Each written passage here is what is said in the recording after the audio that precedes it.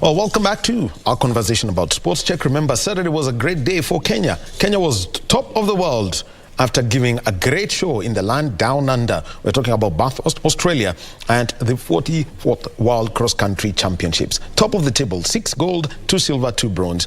We are in studio with Coach Stephen Mwaniki. He is a part of the coaching staff, the senior coaching staff at Athletics Kenya. He's been coach of Team Africa in 2018 and Team Kenya when it comes to the sprints and the relays. So he's part of that setup, and he knows all. He's seen it all throughout the season.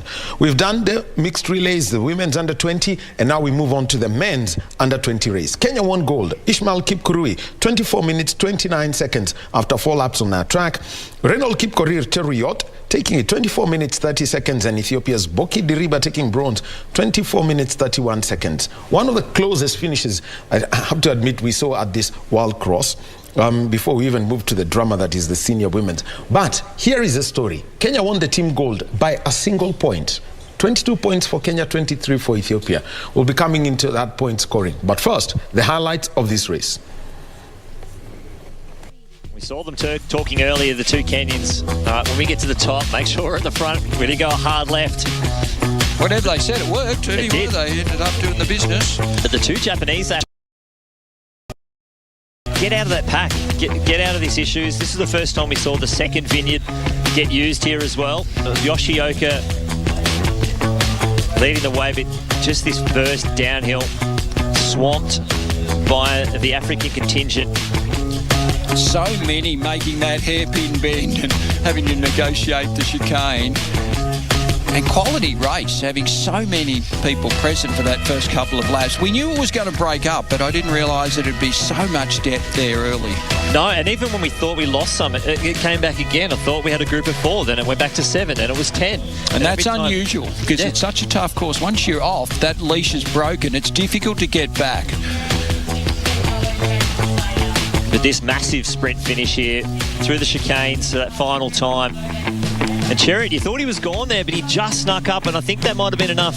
He gets the individual silver, but I think he may have just done enough to get that gold team medal. So, Coach, those are the highlights of the men's under 20 race. Ishmael Kipkurui winning in 24 minutes 29 seconds. Reynold Cheruiyot with the silver, 24:30, and Boki Diriba, 24:31. Kenya taking the team gold. First, let's look at the individual medals first, Coach, and just how Cheruiyot just got it right, because his finish meant that Kenya got the team gold. Others would have been tied with Ethiopia on 23 points. Yeah, of course, Ishmael Kirui made this race because, you see, he ran the Kenyan style. He led from the start, and he could not allow anybody to dictate the pace. Ethiopians were trying, Ugandans were coming up. After the third lap, that is when, after the second lap, that is when he took over and decided nobody should come in front. And you could see the way he was negotiating those tires. He did it very well. So Ishmael Kirui made it, and I'm sure if it was not him, then he could not have won this event. And also Cheruiyot. Cheruiyot also came back and fought hard to get the second position. And that is how we were able to get the team title and also the individual medals. Now, let's take a look at this. Imagine you're tied on 23 points. Because this is how it works in cross-country, is that if you finish in position 1, you get 1 point. You finish in position 10, then you've got 10 points. Your placing is actually your number of points. So when they count the team, when it comes to the team title, they look at where everyone was placed. So I'm just trying to imagine that switch, 2 and 3, would have made a whole difference. What, in that case, who would have gone with the team gold if there was a tie? If there was a tie, to break the tie, it was very simple. You look at the team performance. For example, now we had Kipkurui leading, and maybe the Ethiopian came third. The Ethiopian was third. So the team... Say, I mean, a case where if Diriba finished second, then Cheruiyot third, because that last surge was everything. Would have given the Kenyan team, yeah. Well, very interesting how that went down. And here is the reaction of Ishmael Kipkurui, World Under 20 cross-country champion. Okay, Ishmael, congratulations on that fantastic win, another win for Kenya, a really difficult course. Can you take us through your race? Ilikuwaje hiyo mbio? Race ilikuwa mzuri, lakini ilikuwa na challenges mingi sana, milima, maji na hiyo matairi ilikuwa imewekwa. He says that the race was good but very challenging, especially the watersheds and also the slopes and the hills. They were a bit challenging, and then the sharp corners. It was not easy to negotiate, but he managed to use his tactics. Yes. And how did he feel about the heat, the temperature, because it's warm? Ilikuwaje joto? Joto ilikuwa juu sana, lakini kwa Kenya mahali tulikuwa tunatrain kwa jua, ilikuwa na challenge sana kwa jua. He says the temperature was very high. However, because of the training ground where he has been training and as a Kenya team, he didn't have a lot of challenges with the heat. So to him it was okay, he could persevere more. That's all. And was it always his plan to make his finishing burst at the top of the hill on the final time? Pardon? At the top of the hill, at the final time, he made his move to the lead. Was that always his plan? No, wanakuuliza pale mwisho ukimalizia kupinduka na kupanda mlima kabisa kwa speed. Ndio mpango wako ulikuwa umepanga utafanya ukimalizia game. Nilikuwa nimepanga hivyo juu sikuwa nataka kupush race juu niliona Uganda ni wakali sana. Sasa nikakaa tu nika maintain ndio nikapanda hiyo milima. Nilikuwa na speed juu sikutumia nguvu mingi. He says he tried to minimize on the energy use, especially on the downhills. But in the uphills, he was able to now exert his energies so that he can try to beat the Ugandans and the Ethiopians who are very strong. But he succeeded in his plan. Okay, congratulations, Kenya, back on top in the under-20 men's. Well done. Wow. Thank you. Congratulations. Thank you. Stand. World Under-20 champion Ishmael Kipkurui speaking after that race. And, you know, that's what we've always been asking for. Don't force English or anything, and thanks to the team physio, he was there doing the translation work. Coach. Yeah, that was good because, and that is why we say, if we could have somebody speaking his dialect, yes, that guy who should have gone there, talk to him in his language, and then translate it into English, and that is normally happens with Ethiopians. So why not Kenyans? Let's do that to Kienzi Kiswahili. But some things that have come up there, I mean, from that conversation. One is how to manage your energy when you're running downhill and make sure that you exert proper when you go up the hills. That was the elevation was about what, 6, they could go up 60 meters without you noticing it, especially at the start. And then when it's thrown at you, the chicanes where there were the tires, because he's admitted, and the mud pit. Because apparently no cross-country runner loves mud anymore. Yeah, so what normally happens is that everybody starts like with the gas is like a glass, the glass we have here. Everybody has a full glass, but you have to know how to utilize the energy, how you spend your energy. You make it, you economize until the last part of it, because if you use top gears, for example, if you are a driver and you are driving very fast on a long distance, you'll not be able to make it with the gas that you have. You have to minimize and make sure that you reach the destination safe and sound, and that is what we have seen with Kipkurui Ismail. He was able to utilize, minimize his energy expenditure, and then at the last part of it, he was able to leave everybody panting behind him, and that's how he won the 8-kilometer under 20. Usimalize ugali kabla mboga. Yeah. Mboga pia muhimu. Yes, so that's the under 20, and at that point, Kenya just had moved slightly ahead of Ethiopia on that medal table. But then came what I would say the dramatic point. 2019 was quite dramatic when it comes to Beatrice Chebet. 3 athletes were given the same time in Aarhus, Denmark, at the under-20 race. But after the review, it turned out that Beatrice was right at the front. Then came the senior women's race. Letesenbet Gide, world record holder in the women's half marathon. Her time is 62:52. She was there right at the front, and like the Kenyans have a saying now from Junaid Mohammed, he meenda. But then Beatrice Chebet showed up, Gide out, disqualified. Let's just take a look at those highlights of the senior women's under-20 race. Chebet was upping her tempo. She's got her eyes on G'day's back and she's chasing hard, but G'day's now got that downhill momentum. It's going to be hard to make up the gap here. But G'day, she takes another look over the shoulder. It has been some hard work for an athlete of this level. Zesenbek G'day. The crowd is up and about. Chebet is flying down the outside, though. Here comes Chebet as she's in front. Beaches Chebet. G'day hits the deck, and Chebet is going to take the title in the finishing straight. Gebra Salama is going to cross the line in second place, and Ngetic is going to take the bronze medal. Wow. What scenes. The race is never over in a cross country until that final finish. Yes, she had it. She was home and hosed. G'day was home and hosed on that final turn. You could see at the back end of that last hill, her cadence really dropped and her knee lift was low. And you just thought, okay, you sensed that there was pain there, but you just thought she'd get down that final section okay. Chebet just upped the cadence and turnover and really drove to the finish. And wow, that was Unbelievable. Unbelievable finish. You could see the grimace on the face. Well, that's the dramatic finish of the senior women's 10K race in Bathurst, Australia. Beatrice Chebet winning it in 33 minutes 48 seconds. Tigia Gebra Salama taking silver. She's Ethiopian, 33 minutes 56 seconds. And Agnes Chebet Ngetic taking the bronze in 34 minutes flat.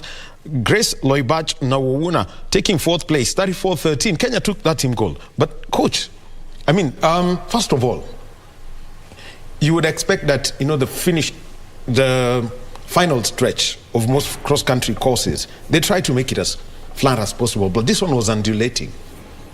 I mean, at what point did Zesenbek G'day lose it? Yeah, you know, the move she made, because the last lap she made a very strong move, and everybody was saying now it goes to the Ethiopians. And even Chebet admitted that she had settled for silver. But you see, never give up. It's never too late to mount a pressure and get the gold. And the final bit of it, she was able to pull herself up and run the last bit of it, and that's how we won the event.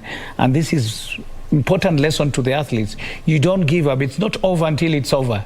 And that's how we were able to get the gold medal. So I think that surge, the surge she made, she knew that running with Chebet is not easy. They have been running together in several races. Even remember in the World Championship in Oregon, people said that Gidney was able to elbow our Chebet in the last bit of it.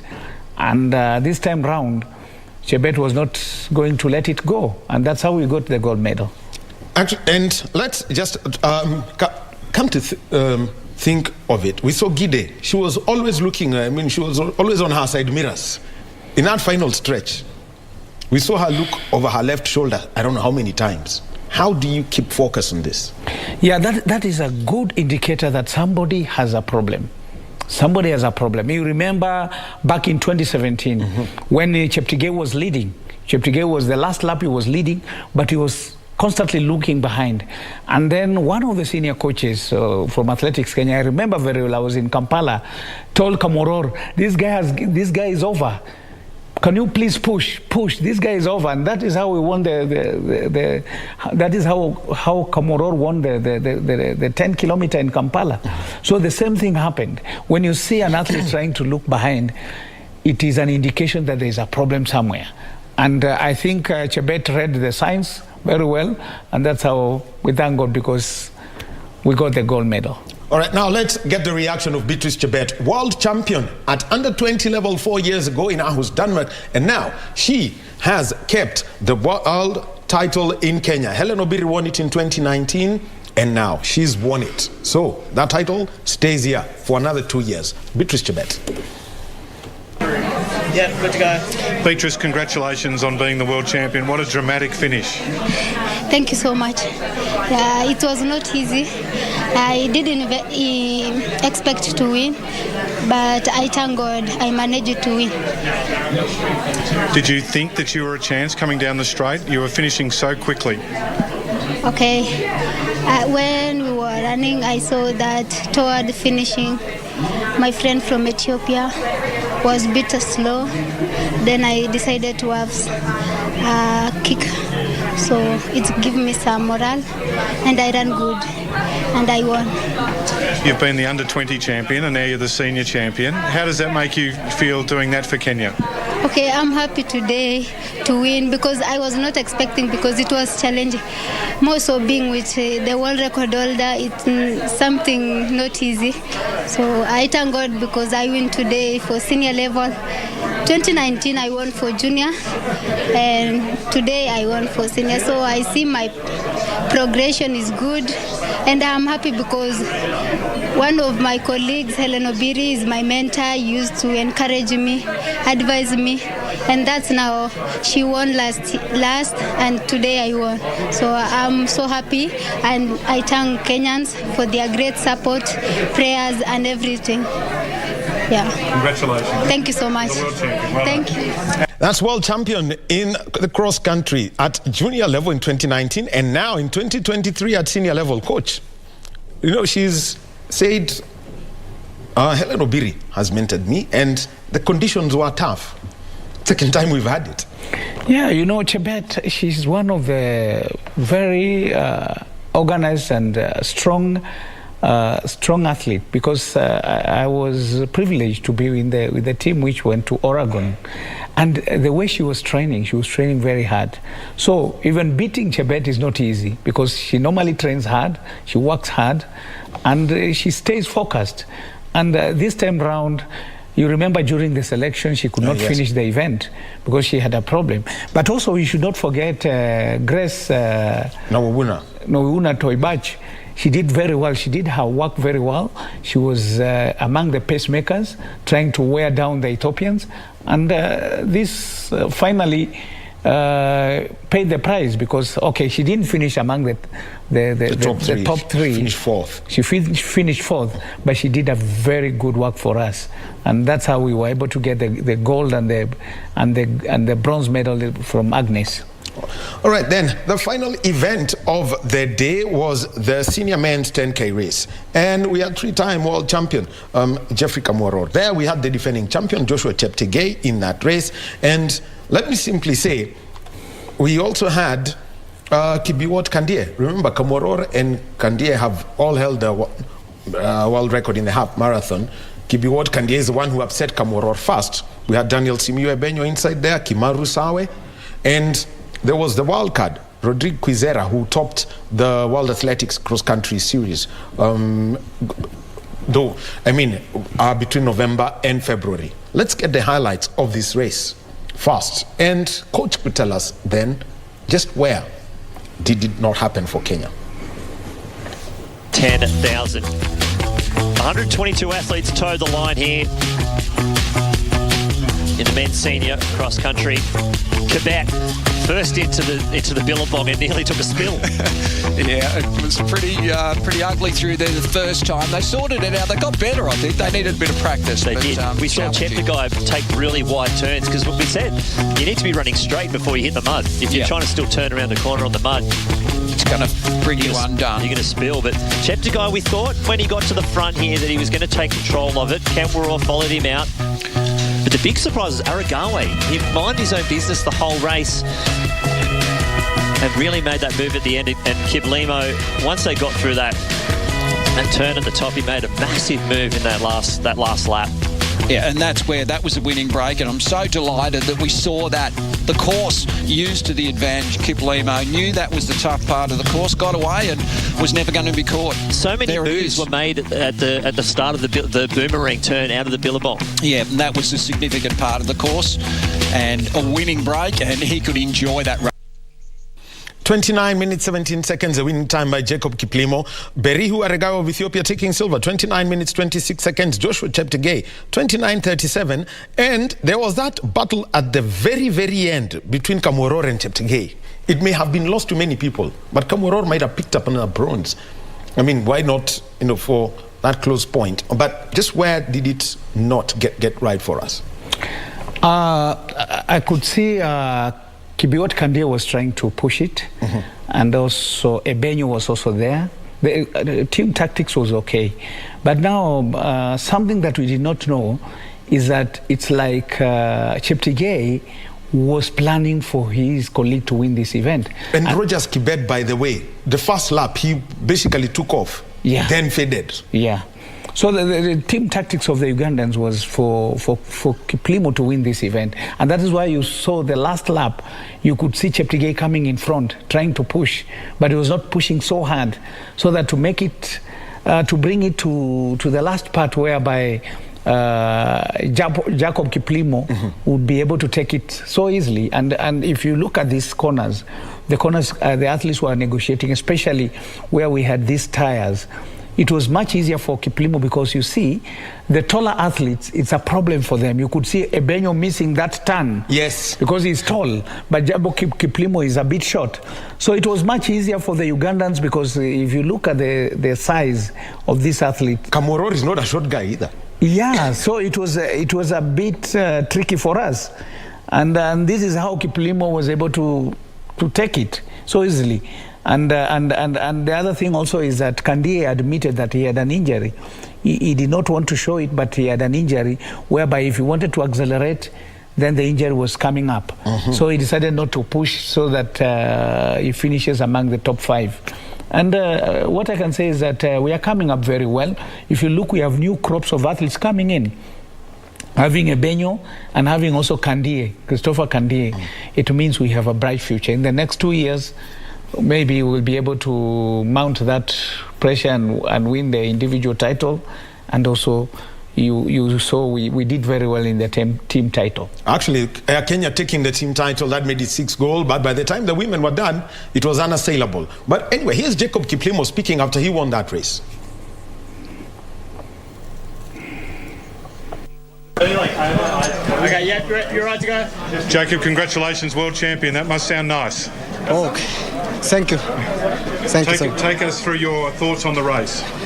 I think first of all I want to say thank you. Thanks to everyone that have cheered for us. I think to me it was actually, the course was really tough, but I'm up, I've won the race. Second last time, first this time. What was the difference for you between now? What was the difference between when you came second and now when you win? I think first of all I was up at 2019 when I won a silver medal, because that time I was still a junior, but I'm happy for that I did today. I'm really happy. And talk to us about the conditions, the wind and the rain and everything. I think actually it was, the course, first of all it was good, then the weather was good, because actually it was somehow raining, it was good. You need to hang around more often if you think that weather's good. What does this win mean for you? I think now it means a lot, because now it is my target since 2019 that I want to win a gold medal for the senior man. I'm happy now because I've achieved the mission. Yep. That's the smile of a champion. Well done. Congratulations. Thank you so much. Done. That's it. There he is. Jacob Kiplimo says, mission accomplished. But the cross-country coach he mentioned, it throws anything and everything at you. You start off in a parched surface, then the final event has a storm. How do you even prepare for that? Yeah, for the senior men, it was really tricky and very challenging, because part of it, the last part of it, there was storm and there was a lot of things that was affecting their running. But this is cross-country, whereby you test strength, endurance, stamina, speed, everything. So if it depends with the preparation, and I think Coach Kiro and his colleagues did a wonderful job in near Mount Kenya. They trained at Embu, Kigari, our usual place. And I remember the old guru of cross country, Mike Oskey, was telling me that I asked him one day, why do you like training in Embu? He said, the Kikuyus believe that the god of the Kikuyu stays at Mount Kenya. So they also pray. Every morning they wake up, pray and ask God to guide them. And this is how things work. Well, Mike Oskey, legend, that man. Coach John Gogi and Paul Tergat, legend, that man. Yeah. Well, Great news also on Saturday. Russell Kaima beat Helen Obiri and Bernard Kibet Kwech, winning those two races. Helen Obiri, fifth fastest all time. But the story is Bridget Kosgei, world record holder, finishing fourth at the rack half. Yeah, you know, with 21 kilometer for long distance runners, especially the marathoners, this is like a sprint. And you could see that Helen she has more energy, she has more speed, she has more power, and that is why she was able to run a 65 in the half marathon. For Bridget Kosgei, I think this is part of our preparation, and I think come April, you'll see Bridget Kosgei going back where she belongs, because she's very strong in running 42 kilometers. All right. So for her to run 66, that is a big achievement for Bridget Kosgei. Well, and then we also had the Barcelona half marathon. I think about 9 years ago, it used to be known as the Florence Kiplagat half marathon. She set world records there. But this time round, her course record of 65.09 was lowered by Irene Kimais, who clocked 64.36. She moves into the top 10 all time in the women's half marathon. And the men's race was won by Charles Langat, 58 minutes 51. Charles Langat had not run under 60 minutes before this. And in post-race, he simply said, I have surprised myself. But the course record went. These two performances? The two performances were splendid, because for Kamais to run 64 is not a walk in the park whereby you sleep and walk and run 64 in 21 kilometers. That is pretty fast, and I think Kamais, she's destined for a bright future come the races which are planned this year. And for this young man who won the half marathon in 58 minutes, being the first time, yes, maybe something played into his preparation, and also maybe his recovery. You know, sometimes if you don't recover from the training, then it's not easy for you to run. And maybe the preparation was good for him, and the recovery was good for him, and that's why he was able to run for the first time under 60 minutes. All right. Now, finally, the last from the event, Jacqueline Chalal, 2:20:27 at the Sevilla Marathon. 2 hours 20. That's fast. And she slashed almost, I think, 8 minutes from her personal best. Yeah, you know, apart from training, the science which is coming in, brought by the modern shoes that the athletes are using, has really made a difference for the athletes, because they recover quickly. It reduces the injuries, so it becomes much easier for the athletes to train for a longer period. And that was exceptionally good. Running 2:20 is not run by everybody. It's not an easy time for a newcomer into this world of marathon. That was pretty fast. Yeah. All right. Now, that's the weekend that was, and the weekend is coming. Now, at the Nyayo National Stadium, please do show up, because there's going to be a show of speed 4 days from now, Friday, Saturday.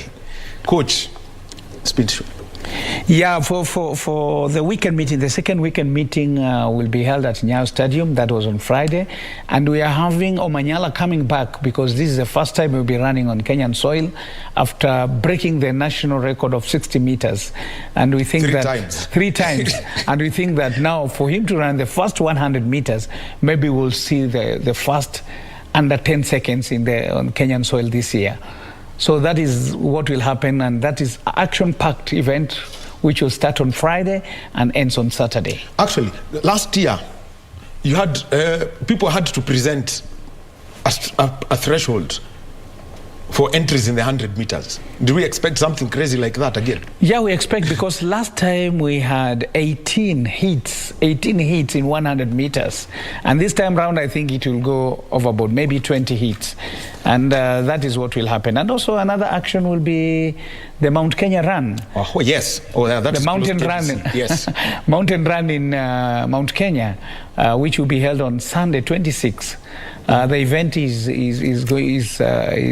geared towards creating awareness of cancer, and also the governor is also fighting cancer, and that is how things will be. But good things is that the event will be on 26, people going up the Mount Kenya, and it's a very good event. Look out for that, the Mount Kenya Run, organized in conjunction with the county government of Meru. Governor Kawira Mwangaza is heavily involved in that. Coach, thank you very much. I'm sure Friday and Saturday will be explosive at the Nyayo National Stadium. If you want to see Ferdinand Omanyala in the flesh, be there. Thank you for your insights. Thank you.